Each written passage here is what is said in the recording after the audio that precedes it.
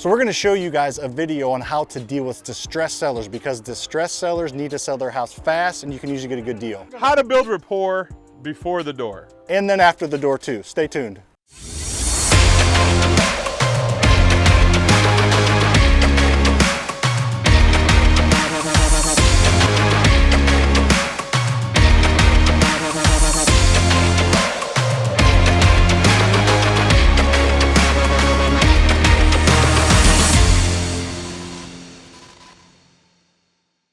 All right, so I'm sitting here with Philip Vincent. He is an incredible house buyer. He's been doing, for how long you been doing this? 21 years, really, about 11, since 2011, focused full-time on wholesaling. So how many houses do you think you've bought in the last 21 years? 500 plus. 500, I agree with that. It's probably closer to 1,000. So Phil has bought a ton of houses. He buys 40 to 60 a year, sometimes even more than that. And a lot of the houses he buys are from distressed sellers. Not all of them, but a lot of them, right? There's something wrong with the house. Something's going on. There's an issue, and that's a delicate situation to be in. You can't just come in guns a-blazing, I want to buy your house. You have to be more subtle than that, which can be hard for a big fellow like you, but you've learned how to do it, right? You know. So when you're on the phone with the seller, setting up the appointment, how do you kind of handle that? Do you ask them, you know, why are you selling? You know, was there, you don't want to bluntly say, did your husband just pass? You know what I mean? How do you handle that? I like asking it a different way. I say, do you already have picked out where you're going to move if I buy your house? Because my goal is to buy your house. So if we set out for me to buy your home just like you've asked me to do it, does that mean you already have picked out where you're going to go? That answer usually tells me everything without asking it. So you're just trying to let them see what's beyond this little situation in their life, see beyond it, see grass is greener on the other side, see the good, because I'm going to help get you there. I'm looking for motivation too. Like if you ask the right questions, you can find out their motivation before you ever get to the door. Okay, so then you do that for a couple reasons. Probably one, to find out their motivation, B, to see kind of it's going to be a waste of your time or not, see how quality it is, see how much energy you need to put into it. Because some of them you can ask them and they'd be like, I won't take less than 100 and it's worth 90. And like, and if they're firm about it and they're short with their questions, you kind of know, right? But if someone opens up, so you get them to open up, then you get to the door and then open the door and their guards kind of back up, right? So how do you diffuse the situation again? Because you can be a chameleon, and that's a chameleon I'm 6'3", 295, and I like understated shirts, obviously. So what I like to do is I like to stand away from the door, and I don't want to ever look in the window because I think that's not a right way to do it. That's aggressive, kind of. That's aggressive, and so in this day and age, you don't want to be up on somebody's window. So I'm always enough for them to see who it is, and I like to hold my folder out to where they can see it. So if they do look down, they see the Faster House folder. They go, oh, here comes Phil. And then what you can do to build rapport before the door is just a big smile. It's free to do, and if you smile at someone else, 90% of the time they're gonna smile right back at you, and it just brings that moment back. Okay, and then can you talk a little bit about mirroring, which is important with any seller, but especially if they're distressed, there's a situation with the house or with them. So how do you mirror in general, and then is it different when you deal with a distressed seller? Sure, I mean, a distressed seller is gonna tell you exactly what they want out of you. Right? And my goal is to see if I can't get there with them.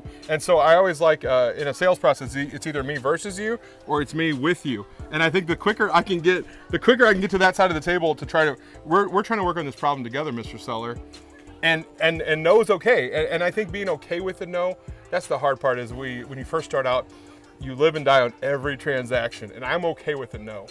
Well, that's a hard thing to get to, right? You're on the same team. You're not on opposing teams. You're trying to help them get out of their situation. Someone's not selling to us if there's not a situation. And if I don't get the yes out of them by being on the same side of the table, I'm perfectly okay that I gave them great information that day that they can use, whether they sell it to me or not.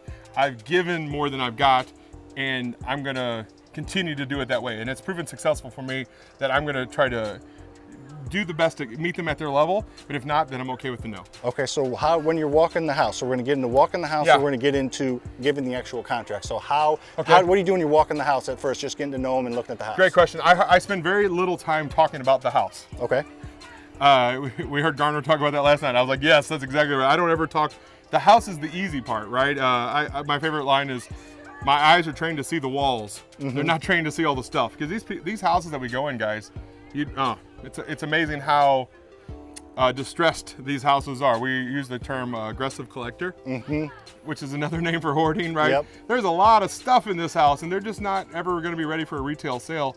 And so I'm trying to meet them at their level to try to get them to their goals. Does that answer your question? No, that makes sense. That makes a ton of sense. So you're walking the property, you're not asking a ton of questions about the house. You're just asking questions about them and letting them talk and listening more than you're talking. And then if they talk fast, you talk fast. If they talk slow, you just make yourself, you mold yourself to how they are and how they act. That's correct. Okay. Yeah, and so, try to meet their intensity level. So what is, you know the answer to this, so what is your number one and only piece of leverage when you walk in the house? The offer. All right, so this is the most important part. You can build all the leverage in the world and you can build all the, and funnel the close. Sure, I've done that. You can, so build all the repair in the world, and rapport, that's the rapport, word. and you get to the end, and then you just, okay, so how do you present an offer? Because I know how you do it, and I know there's an art to it, so how do you do it? Brian Schroeder taught me long ago that, especially with my big, boisterous voice and just who I am, that when it's time for the offer, that I start to slow it down, and I'll take a step back, and I'll try to be below their eye line, and then you'll see them like lean in, and it works so well. Now it's like they're waiting for this thing, and I'm okay with silence too. Once my offer is made, I don't care if it takes us 2 minutes. When I make my offer to you, I want that to percolate in your ears, and then you tell me what's next. Yep. And you'd be surprised. The difference between buying the house and not is the next thing they say. I 100% agree. That's the next thing. Just give them the offer and shut up, right? You don't need to. Some people, especially when they're just getting started, get excited. They're like, here's the offer, you know, when would you like to sign? When can you close? No, you give them the offer. Some people have different, some people explain the whole rehab, some people don't. That doesn't matter. However you present the offer, you present it and shut up, and like you said. And then let it wait, and then the next thing they say will be your key, because it might be, can you go $5 grand more? yeah. You know, it might be that simple, you know, or it might be, I really need to talk to my brother, and I'll say, you got your brother's number, right? That's a funny thing, because I hope they have their brother's number. They don't have their brother's number. You call your brother, and I'll be right back. And I will leave. I will leave that house right then, because I say, I don't want to let their excuse be the reason why I didn't buy it that day. Yeah. When I know that excuse is overcomable. You want to take that word, overcomable? It's close enough. We say a lot of words that aren't words on this channel, so that is fine.